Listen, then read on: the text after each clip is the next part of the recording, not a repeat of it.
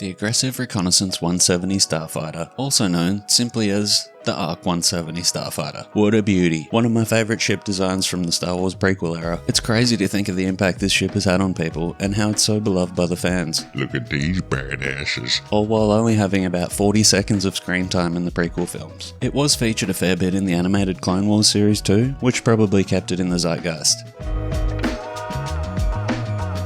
Every time I watch that episode 3 prologue battle scene though, I think of two things. This poor bastard, and the old Sega Model 3 Star Wars arcade game, which I still love by the way. Now I know there were plenty of prequel games, but by the time the prequels were in full swing, the last Sega console had been and gone. And I can't help but think of what the ARC 170, which didn't exist until roughly 4 years after the Dreamcast, would look like on that last console by Sega. And that's what I'm going to be exploring on this episode of Retro Redo.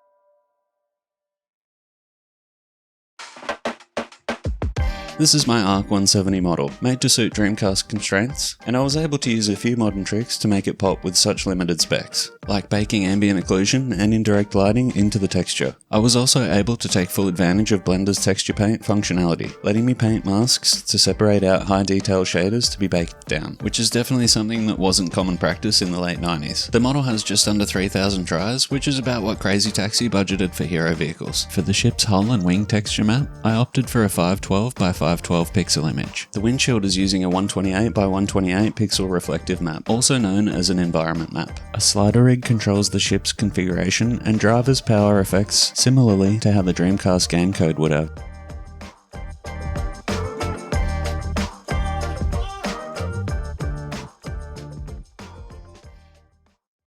The slider mesh object is rigged to rotate the wings into position when it moves on its local x-axis, and this empty at the back constantly rotates a noise map around, which displacement modifiers utilize to power the thruster flame effect. The lasers are constantly firing and can have their respective visibility animated to switch the laser fire on and off. There's also a light able to be switched on and off like this, similar to how the laser visibility works. The light only casts onto the ship itself, as the Dreamcast was very limited in lighting ability. The laser light source also has intensity powered by a driver to match the laser blasts.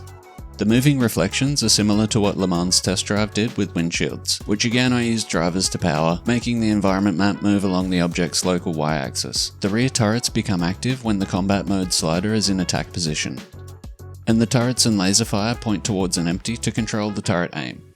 Using constraints, geonodes, drivers, and sliders, I can mimic how game code would control the ship based on what inputs were pressed. To simulate how the Power VR2 handles textures, I posterized the red and blue channels of the texture map by more than the green channel, giving it that signature Dreamcast texture look. I've been pretty brief in explaining the setup so that we can get to the main event. If there's anything you'd like me to go over in more detail, let me know in the comments. Now it's time I finally answered the question, what would the ARC 170 look like on Dreamcast?